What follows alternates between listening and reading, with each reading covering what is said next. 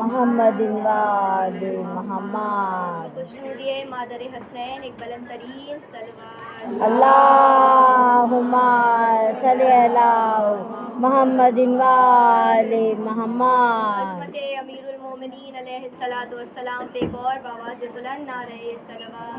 اللہم صلی علی محمد وآل محمد. جتنا بلند پنجتن پاک کا مرتبہ ہے، بارہ امام کا مرتبہ ہے، اتنی ہی بلند ترین صلوات. اللہم صلی علی محمد وآل محمد.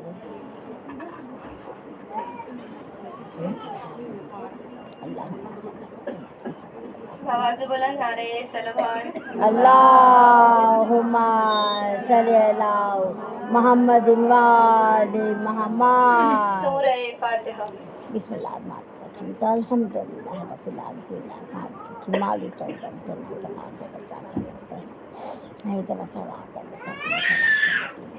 اللہم تعالی کلمۃ واللہ سبحانہ. اللہم صلی علی محمد. اللہم صلی علی محمد. ایمان زمان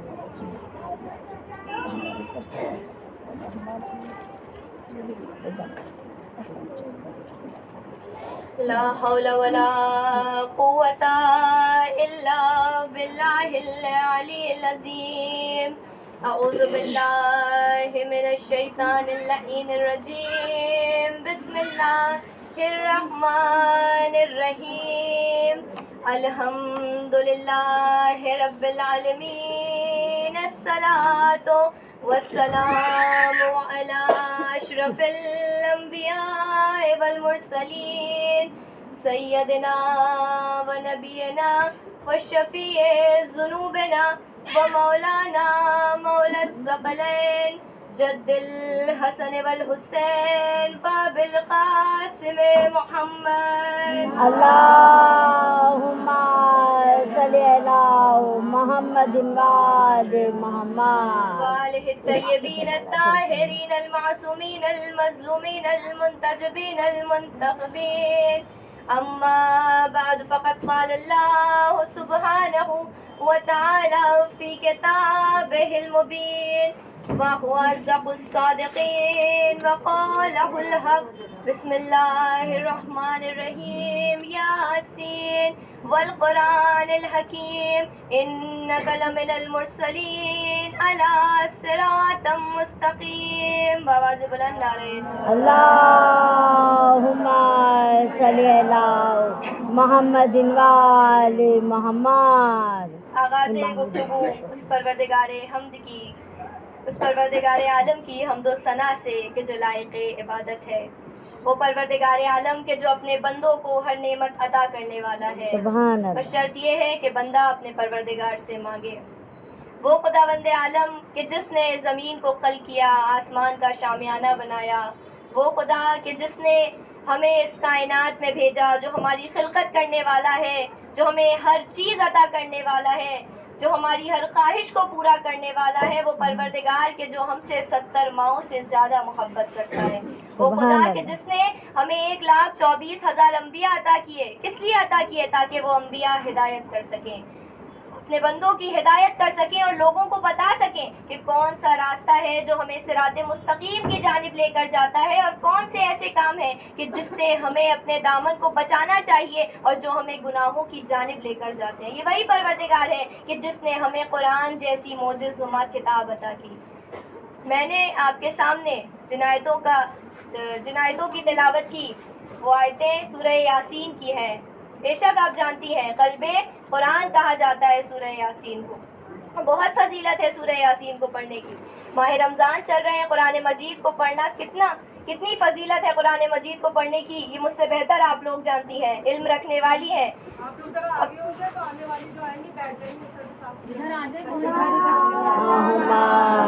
اللہم صلی اللہ محمد وآل محمد۔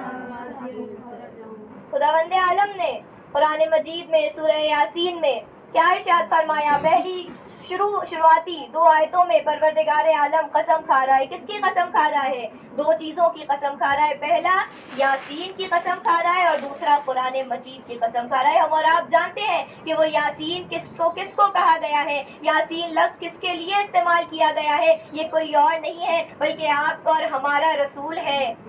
یہ کوئی اور نہیں ہے بلکہ محمد مصطفیٰ صلی اللہ علیہ وسلم۔ صلی اللہ محمد وآل محمد۔ ہمارے آخری نبی ہیں جس کا ذکر سورہ یاسین میں کیا گیا، اور کس کی قسم کھائی پروردگار نے؟ پروردگار قرآن مجید کی قسم کھاتا ہے۔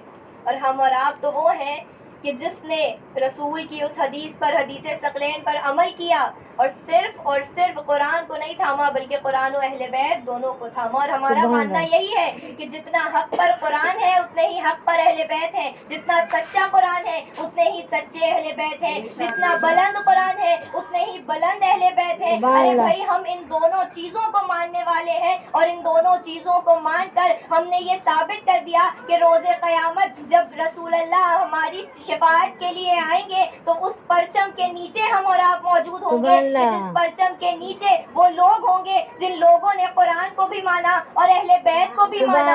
اور رسول صرف اور صرف انہی لوگوں کی شفاعت کریں گے جن لوگوں نے ان دونوں چیزوں کو مانا۔ ان کی شفاعت نہیں ہوگی جنہوں نے کہا ہمارے لیے قرآن کافی ہے، ان کی بھی شفاعت نہیں ہوگی جنہوں نے کہا ہمارے لیے اہل بیت کافی ہے۔ یعنی شفاعت کی شرط ہے کہ ہمیں قرآن و اہل بیت دونوں کو سنبھالنا پڑے گا۔ اب اہل بیت کے فضائل ہم اور آپ سنتے رہتے ہیں، لیکن یہ جو ماہ رمضان چل رہا ہے اس میں جتنی قرآن مجید کی تلاوت کی جاتی ہے، ذرا حق سے بتائیے گا کہ ہم سال بھر اتنی قرآن مجید کی تلاوت کرتے ہیں؟ کیا ہمیں اس ماہ رمضان سے کچھ سیکھنا نہیں چاہیے؟ ہم جیسے ہی رمضان شروع ہوتا ہے ہم تمام لوگ نمازی ہو جاتے ہیں، ہم لوگ خدا سے قریب ہو جاتے ہیں، ہماری نمازیں بڑھ جاتی ہیں، ہم قرآن پڑھنے لگتے ہیں۔ لیکن کیا صرف اور صرف یہ جو چیزیں ہیں یہ صرف ماہ رمضان میں کرنے کے لیے ہے؟ نہیں بیویوں، یہ ہمیں سال بھر کرنا ہے۔ اس ماہ رمضان سے، اس فضیلتوں والے مہینے سے ہمیں یہ درس لینا ہے کہ ہمیں سال بھر اپنے پروردگار کی عبادت کرنی ہے، ہمیں قرآن مجید کی تلاوت کرنی ہے، کیونکہ قرآن مجید میں تمام کائنات کا علم موجود ہے۔ دنیا کی ایسی کوئی شے نہیں ہے جس کا ذکر قرآن میں نہیں کیا گیا۔ ہر شے جو خداوند عالم نے جس چیز کی خلقت کی ہے اس کا ذکر قرآن مجید میں موجود ہے، اس کا علم قرآن مجید میں موجود ہے، یعنی وہ مکمل کتاب ہے۔ یہ وہ کتاب ہے جس میں زیر اور زبر کی بھی غلط ہونے کی گنجائش نہیں ہے، یہ وہ عظیم کتاب ہے، اور ہم اور آپ اسی کتاب کے ماننے والے ہیں۔ ہم اور آپ اہل بیت کے ماننے والے ہیں جن لوگوں نے قرآن کا دامن تھامے رکھا، اور قرآن بھی یہی دعویٰ کرتی نظر آئی۔ اہل بیت نے قرآن کا دامن تھاما نہ، اہل بیت نے قرآن کو بچایا نہ، اسلام کو بچایا نہ، تو ہم نے تاریخ میں دیکھا کہ جب بھی اسلام کو ضرورت پڑی ہے تو اہل بیت کا گھرانہ ہمیشہ موجود رہا ہے۔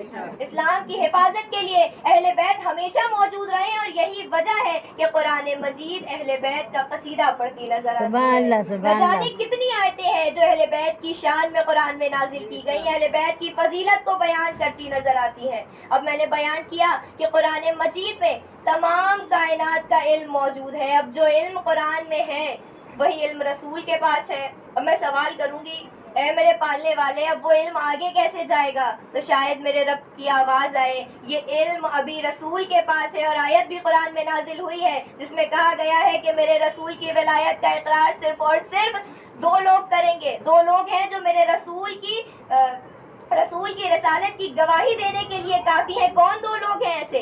پہلے تو صرف اور صرف وہ پروردگار، پہلا تو ہمارا خدا ہے، اور دوسرا کون ہے؟ دوسرا وہ ہے جس کے پاس تمام قرآن کا علم موجود ہے۔ اور ہم اور آپ جانتے ہیں وہ شخصیت کون ہے، وہ کوئی اور نہیں ہے بلکہ مولا مشکل کشا حیدر کرار۔ اللہم صلی اللہ محمد وآل محمد۔ اللہ اکبر، یا رسول اللہ، یا علی۔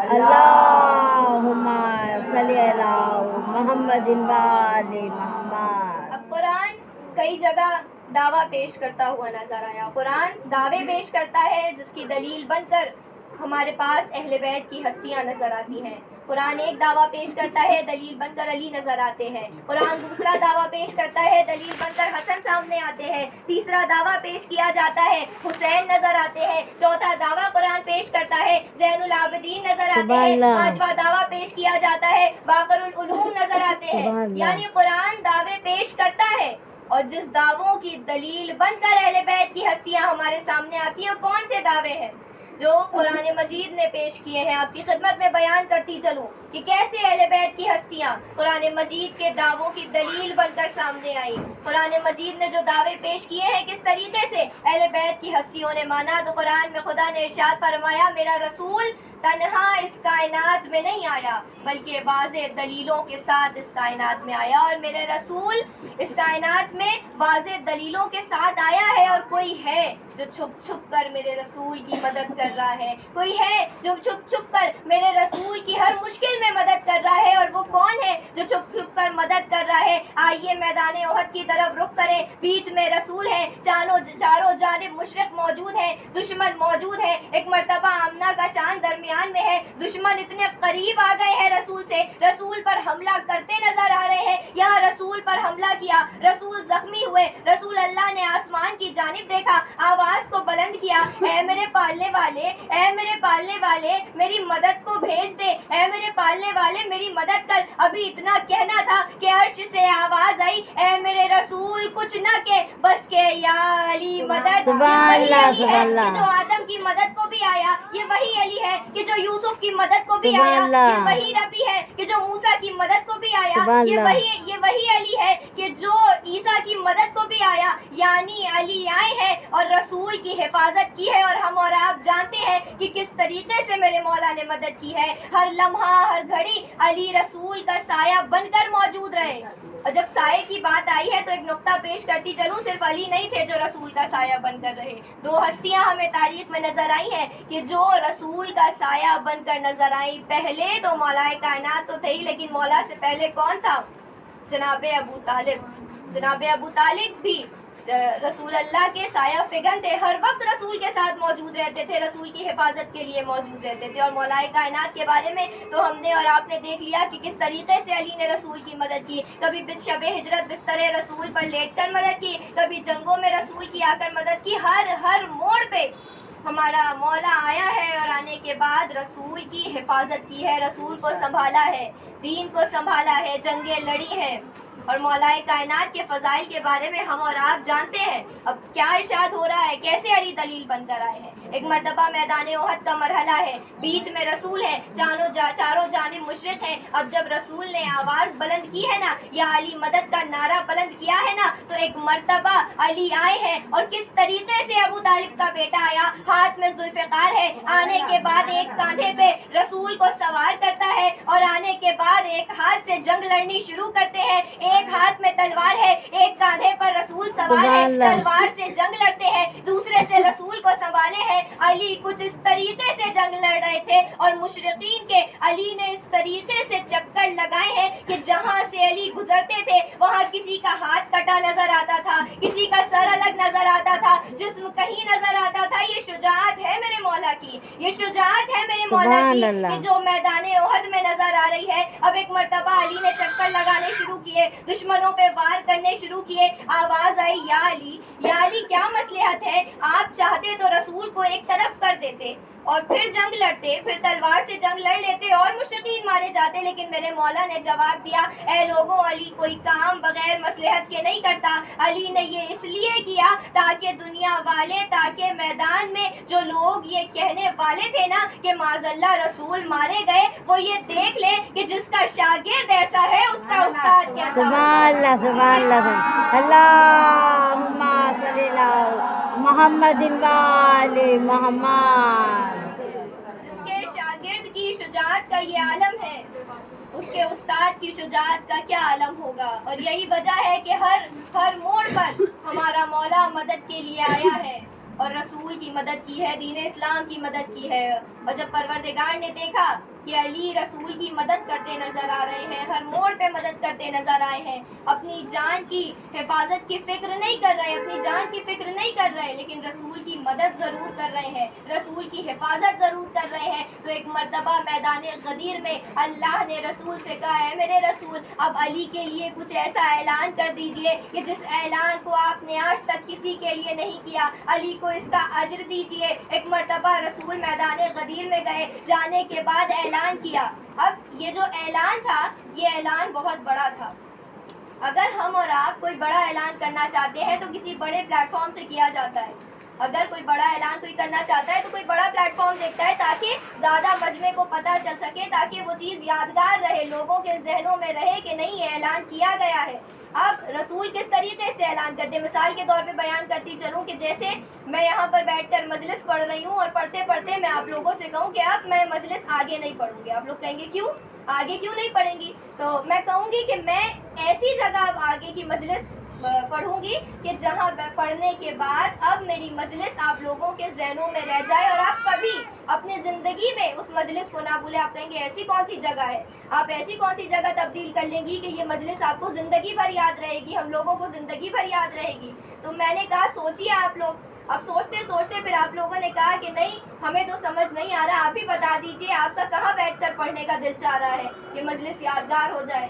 میں نے کہا اچھا ٹھیک ہے، گلی میں جائیے اور جانے کے بعد کوئی موٹر سائیکل نظر آئے تو اس کو لے کر آ جائیے اور لا کر یہاں رکھ دیجئے، اب آگے کی جو مجلس ہے میں اسی پر بیٹھ کر پڑھوں گی۔ اب مجمع کو یہ یاد رہے نہ رہے کہ مجلس کس دن پڑھی گئی ہے، لیکن یہ ضرور یاد رہے گا کہ پڑھنے والا کون تھا اور پڑھا کیا گیا ہے، اعلان کیا گیا ہے۔ یعنی اب رسول ایسا پلیٹ فارم ڈھونڈ رہے تھے، ایسی جگہ ڈھونڈ رہے تھے تاکہ لوگوں کو جو اعلان کر رہے ہیں نا رسول وہ یاد رہے۔ اور کس طریقے سے رسول نے اعلان کیا ہے کہ میدان غدیر میں ایک مرتبہ رسول نے قافلے کو روکا اور تپتے ہوئے صحرا میں قافلے کو روکنے کے بعد رسول کہتے ہیں کہ جاؤ اونٹوں کو لے کر آؤ، اور رسول نے کجاووں کا ممبر تیار کیا۔ بیویوں جانتی ہیں کجاووں کا ممبر کیوں تیار کیا گیا؟ عرب میں اونٹ بہت نظر آتے ہیں، اب جب بھی کوئی عرب اونٹوں کو دیکھے تو اسے اس اعلان کی یاد آ جائے، اس لیے رسول نے کجاووں کا ممبر تیار کیا۔ اب ایک مرتبہ ممبر تیار ہوا،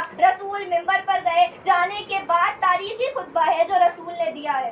اور رسول کیا کہتے ہیں؟ رسول اس خطبے میں کہتے ہیں کہ اے لوگوں، پہلے تو تمام لوگوں کو اکٹھا کر لیا، اب رسول گئے ممبر پر، جانے کے بعد علی کو اپنے ساتھ کھڑا کیا، جانے کے بعد رسول بیان کرتے ہیں کہ اے لوگوں میں تا قیامت تم پر ایک علی مسلط کر کے جا رہا ہوں۔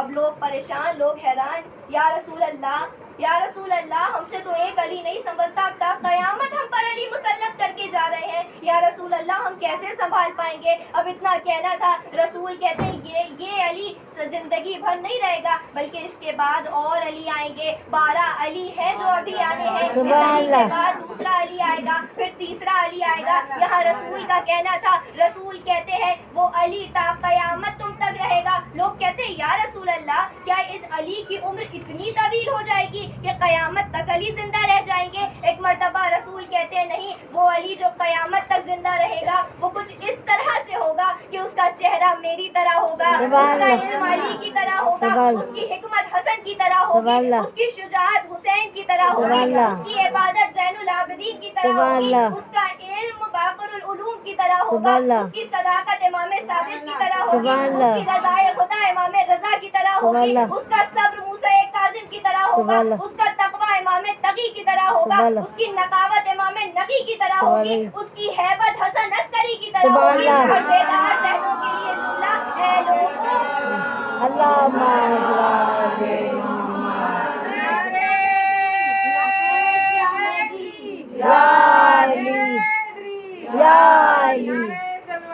اللہم صلی علی محمد لبیک یا مہدی لبیک یا مہدی اللہم صلی علی محمد وآل محمد۔ جس کی ہیبت حسن عسکری کی طرح ہوگی اور جس کی غیبت خدا جیسی ہوگی، مجسم ہوگا، جس کی غیبت خدا جیسی ہوگی۔ اور ہم اور آپ جانتے ہیں کہ ہمارا وقت کا امام پردہ غیبت میں موجود ہے، وہ آج بھی پردہ غیبت میں موجود ہے۔ اور بیویوں یہ جو مولائے کائنات نے مدد کی ہے تو لوگ اس پر سوال اٹھانے کے لیے بھی بہت موجود رہتے ہیں کہ ہم اور آپ جو یا علی مدد کرتے رہتے ہیں تو یا علی مدد نہیں کہنا چاہیے، علی تو نجف میں سو رہے ہیں، وہ کیا مدد کے لیے آئیں گے؟ تو آپ لوگوں کے سامنے نقطہ پیش کر سکوں کیونکہ ہم اور آپ اہل بیت کے چاہنے والے ہیں، اگر کوئی ایسا سوال ہم سے کرے تو ہمارے پاس جواب موجود ہو۔ ان مجلسوں کا فائدہ ہونا چاہیے کہ کوئی دوسرا آ کر ہم سے یہ سوال کر لے تو ہم اور آپ جواب دینے کے لیے تیار رہیں۔ کیا سوال ہے کہ ہم اور آپ یا علی مدد کیوں کہتے ہیں؟ کیا علی صحیح میں ہماری مدد کریں گے؟ ارے بھائی، جب شب ہجرت بستر رسول پر رسول کی حفاظت کے لیے علی سوئے ہیں، بستر رسول پر علی سوئے ہیں، علی جاگ نہیں رہے تھے، علی کلام نہیں کر رہے تھے، علی بول نہیں رہے تھے، علی کسی کے ساتھ نہیں تھے، علی چل نہیں رہے تھے، علی کچھ کہہ نہیں رہے تھے، بلکہ علی بستر رسول پر سو رہے تھے۔ علی نے سو کر جب رسول کی جان کو بچا لیا تو وہ لوگ جو یہ کہتے ہیں کہ تمہارا مولا تو نجف میں سو رہا ہے، وہ علی کے جو بستر رسول پر سو کر رسول کی جان کو بچا لے، کیا وہ نجف میں رہ کر اپنے عاشقوں کی مصیبتوں کو حل نہیں کر سکتا؟ ہمارا مولا ہماری مدد کے لیے ہر وقت تیار ہے بیویوں، صرف اور صرف شرط یہ ہے کہ ہم اور آپ تیار ہوں، اپنے امام سے دعائیں مانگے، اپنے امام کے وسیلے سے دعائیں مانگے کہ اے میرے پالنے والے مولائے کائنات کے وسیلے سے ہماری اس حاجت کو پورا کر دے۔ خدا علی سے بہت محبت کرتا ہے، علی کی ہستی کوئی عام ہستی نہیں ہے، شیر خدا ہے علی، شاہ مردہ ہے، شیر یزدہ ہے، وجی اللہ ہے، کرم اللہ ہے۔ مولائے کائنات کے فضائل جتنے بیان کیے جائیں اتنے کم ہیں، اور مولا کس طریقے سے دنیا والوں کو عطا کرتے ہوئے نظر آئے۔ ہم نے بہت سے معجزات ہیں جو سنے ہیں، لیکن آئیے آپ کی خدمت میں ایک معجزہ بیان کرتی چلوں کہ ایک حرم، مولا کے حرم میں ایک شخص گیا ہے، نوحہ خان ہے، جانے کے بعد ایک مرتبہ جب گھر سے نکلا ہے تو بہت پریشان تھا، کہا کہ مولا کی زری کے قریب جا رہا ہوں، مولا کے پاس کچھ دیر رہوں گا تو سکون حاصل ہو جائے گا۔ اب وہ ایک مرتبہ وہ نکلا، اس کے پاس کچھ پیسے رکھے تھے، 20,000 تومر، کیونکہ وہ کرنسی جو تھی وہاں کی وہ بہت زیادہ اس کو مانا جاتا ہے اتنے پیسوں کو، تو اس نے اس کو اٹھایا اور اٹھا کر اپنی جیب میں رکھ لیا اور لے کر گیا کہ میں مولائے کائنات کی زری کی خدمت کے لیے اور اس میں لگانے کے لیے ان پیسوں کو دے دوں گا۔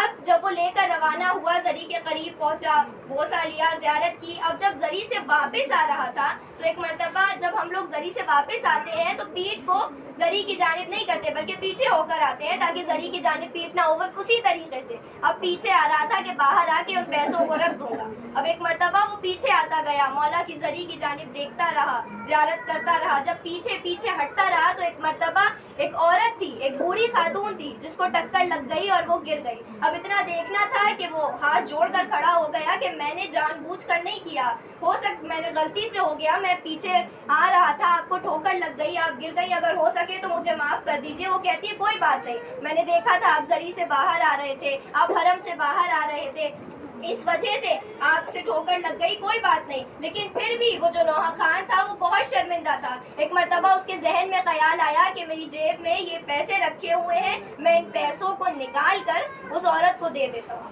اب ایک مرتبہ وہ کہتا ہے میں نے آپ کو تکلیف دی، میری وجہ سے آپ گر گئی، آپ کو چوٹ لگ گئی، اگر آپ کو برا نہ لگے تو یہ جو پیسے ہیں میں یہ آپ کو دینا چاہتا ہوں، سمجھ لیجئے مولا نے یہ آپ کو دیے ہیں۔ اب اتنا سننا تھا کہ وہ جو عورت تھی جس کو وہ پیسے دے رہا تھا وہ تیز تیز رونے لگی، بہت زیادہ گریا کرنے لگی، چیخیں مار کر گریا کرنے لگی۔ ایک مرتبہ اس شخص نے سوال کیا کیا ہوا، آپ کو برا لگا، میں نے آپ کو پیسے دے دیجئے، اگر آپ کو برا لگ رہا ہے تو وہ پیسے میں لے لیتا ہوں، کوئی بات نہیں، مگر آپ گریا مت کریے۔ ایک مرتبہ وہ رونے لگی اور کہتی ہے شخص ارے مجھے انہی پیسوں کی ضرورت تھی اور اتنے ہی رقم کی ضرورت تھی، میں تو مولا کی زری کے قریب آئی اسی لیے تھی، مولا کے حرم میں آئی اسی لیے تھی تاکہ میں امام سے توسل کر سکوں، امام سے مانگ سکوں، کیونکہ ہم اور آپ تو اسی در پر جاتے ہیں نا بیویوں مانگنے، امام ہمارے ذہنوں کو سمجھ جاتے ہیں، ضروری نہیں ہے کہ زبان سے کلام کیا جائے، ہمارے ذہن میں اگر یہ خیال آ گیا نا کہ علی ہماری مدد کو آئیں گے تو بے شک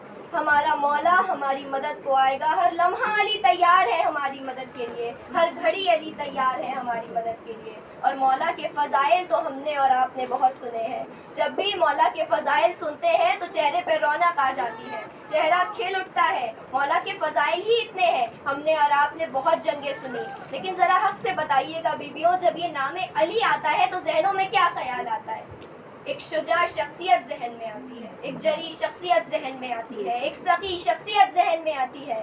یعنی مولا کائنات کی شجاعت کا عالم ہم اور آپ ہر جنگ میں دیکھ چکے ہیں. مولا نے بہت سی جنگیں لڑ لی, لیکن ذرا اندازہ لگائیے کہ ہم اور آپ آج کے ہی دور میں اگر کسی شخص کو بہادر سمجھتے ہیں اور اس کی موت کی خبر ہم تک پہنچ جائے تو انسان کتنا پریشان ہو جاتا ہے کہ یہ تو اتنا بہادر تھا, یہ تو اتنا بہادر تھا, اس کی موت اتنی جلدی ہو گئی, یہ تو اتنا بہادر تھا, یہ تو اتنا شجاع تھا. تو ذرا اندازہ لگائیے مولا کائنات کا, نہ جانے کتنی جنگیں ہیں جو مولا نے لڑی ہیں. جنگیں چھوٹی بھی تھیں, بڑی بھی تھیں, انسانوں سے بھی تھیں اور جناتوں سے بھی تھی, لیکن اس کے باوجود کسی جنگ کے بعد میرے مولا نے جیت کا اعلان نہیں کیا. بیٹیوں, کسی بھی جنگ کے بعد مولا کائنات نے جیت کا اعلان نہیں کیا, مگر 19 رمضان کو جو جنگ میرے مولا نے لڑی ہے نا, امیر المومنین نے لڑی ہے نا, یہاں سجدے میں سر کا جانا تھا, یہاں سر کا اٹھنا تھا.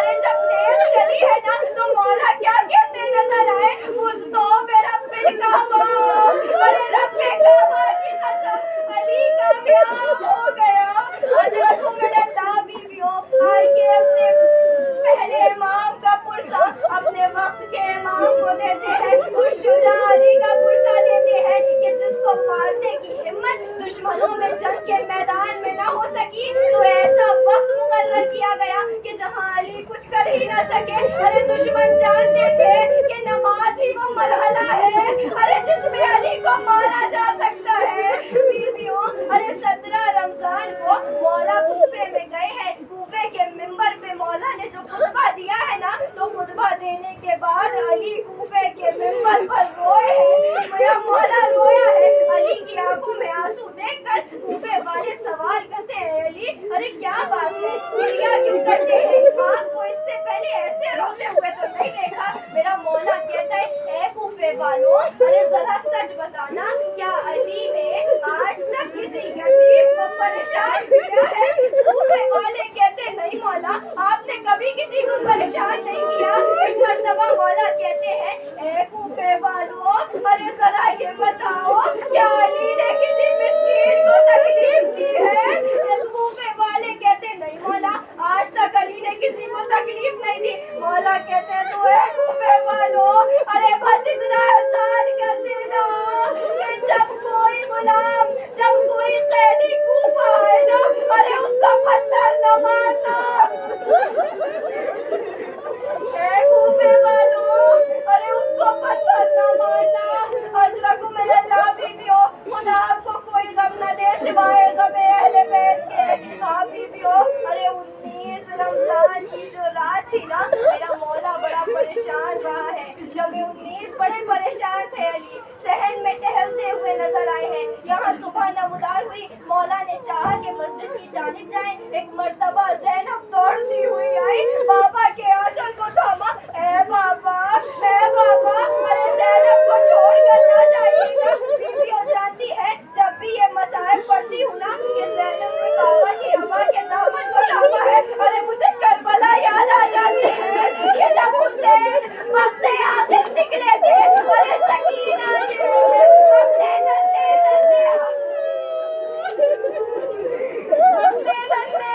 ہاتھوں سے ارے حسین کے دامن کو پکڑا.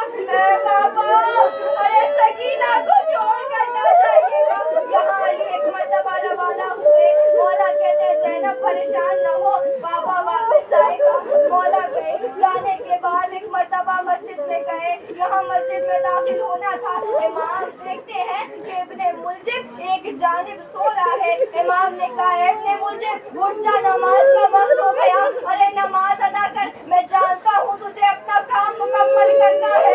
ارے اتنا کہنا تھا. امام آگے بڑھے. جانے کے بعد اذان مکمل ہوئی, ارے صلاۃ مکمل ہوئی, اذان ہو گئی, صلاۃ ہو گئی. میرا امام تکبیر کہہ چکا, ارے رکوع کر لیا. بیوی اب سجدے کی باری آئی. ارے پہلے سجدے سے سر اٹھایا, ارے یہاں دوسرے سجدے میں جانا تھا.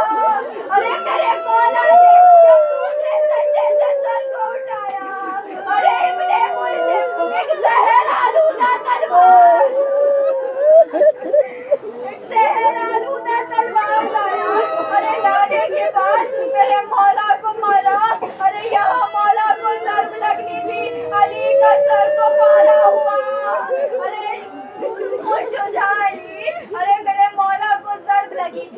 ضرب کا لگنا تھا۔ حسن نے نماز کو مکمل کیا اور ایک مرتبہ میرے مولا کو لے جانے کی باری آئی۔ حسن کہتے ہیں ایک چٹائی لے کر آؤ، جانتی ہے نا بی بی اولی شجاع نے کبھی کسی کا سہارا نہیں لیا چلنے کے لیے، مگر ہائے میرا امام ارے اتنا مظلوم ہو گیا، اس حالت میں ہے کہ خود سے چل کر جانے کی ہمت نہیں رہی علی میں۔ ارے ایک مرتبہ میرا مولا کو اٹھایا گیا، اٹھانے کے بعد اس چٹائی پر لٹایا گیا، ایک جانب سے حسن پکڑتے ہیں، دوسری جانب سے حسین پکڑتے ہیں۔ ارے مولا کو لے کر آیا گیا، یہاں مولا گھر کے قریب آ رہے ہیں، جیسے جیسے گھر قریب آتا ہے نا ویسے ویسے مولا کی بے چینی بڑھ جاتی ہے۔ بیویوں ارے جب گھر کا قریب آنا تھا مولا کہتے ہیں عباس ارے اس مجمع سے کہہ دو میرے گھر کے سامنے سے چلے جائے۔ عباس کہتے ہیں بابا کیا ہوا؟ ایک مرتبہ مولا کہتے ہیں عباس ارے میری یہ حالت جب زینب ام کلثوم دیکھے گی ارے میری بیٹیاں برداشت نہ کر سکیں گی، ارے جب ان کا گریا پلٹ ہوگا علی نہیں چاہتے کہ زینب ام کلثوم کی آواز ارے نامحرموں کے کانوں تک جائے۔ ہاں بیویوں ارے میں کہوں گی اے مولا آپ کو یہ گوارا نہیں ہے کہ زینب ام کلثوم کی آواز ارے نامحرموں کے کانوں میں جائے، مگر مولا ارے یہی کوفہ ہوگا اور زینب ام کلثوم کو بے مقناوت جانا ہے، در بدر پھرایا جائے گا۔ اشرف من الناس خدا آپ کو کوئی غم نہ دے سوائے غم حسین، سوائے غم امیر المومنین کے، سوائے غم اہل بیت کے۔ ہاں بیویوں ارے ایک مرتبہ مولا گھر کے اندر داخل ہوئے، یہاں گھر کے اندر داخل ہونا تھا، زینب قریب آ گئی، ام کلثوم قریب آ گئی، ارے یہاں بیٹیوں کا قریب آنا تھا۔ ضرب 19 کو لگی تھی، میرا امام کئی دن زندہ رہا، ارے یہاں 21 کا نمودار ہونا تھا۔ علی نے بیٹوں کو قریب بلایا، اے حسن ادھر آؤ، حسین ادھر آؤ۔ امام حسن کا ہاتھ لیا، لینے کے بعد حسین کے ہاتھ کو پکڑتے ہیں، حسن کے ہاتھ میں لے دیتے ہیں۔ اے حسن ارے حسین تمہارے سپرد ہے، ام کلثوم کے ہاتھ کو لیتے ہیں، حسن کے سپرد کر دیتے ہیں، زینب کو حسن کے سپرد کر دیتے ہیں، مگر ایک بچہ ہے جو کنارے کھڑا ہوا ہے اور یہ منظر دیکھ کر گریہ کر رہا ہے۔ جانتی ہے نا بیویوں کون ہے؟ میرا مولا عباس۔ ارے ایک مرتبہ عباس تڑپ گئے، کہتے ہیں بابا اے بابا ارے عباس سے کیا خطا ہو گئی کہ آپ نے عباس کو حسن کے سپرد نہ کیا؟ ایک مرتبہ امام کہتے ہیں عباس ارے میں تمہیں حسین کے سپرد کرتا ہوں۔ کیا حسین کا ہاتھ لیا، میرے مولا کے ہاتھ میں رکھا، میرا دل کہتا ہے میں کہوں اے مولا ارے جن ہاتھوں میں آپ نے امام حسین کے ہاتھ کو دیا ہے نا ارے کربلا میں یہی بازو قلم کر دیے جائیں گے، ارے عباس کی آنکھ ٹوٹ جائے گی۔ ارے ایک مرتبہ اب میرا مولا 21 کی صبح کا نمودار ہونا تھا، یہ علی اس دنیا فانی سے کوچ کر گئے، یہاں جنازہ تیار ہوا۔ میں کہوں گی بیویوں آج کی جو سحری ہے نا ذرا ہلکی کریے گا، سادہ کریے گا، کیونکہ جانتی ہے نا اگر کسی کے گھر میں میت بنتی ہو تو اس گھر میں کھانا نہیں ہوتا ہے، ارے جب تدفین ہو جاتی ہے تو عزیز کھانا لے کر آتے ہیں اور لا کر بچوں کو کھلاتے ہیں، سہارا دیتے ہیں۔ ارے ہائے اندازہ لگائیے ارے زینب کی غربت کا، ارے باپ کا نوشہ رکھتا ہے، زینب ام کلثوم کی نیاز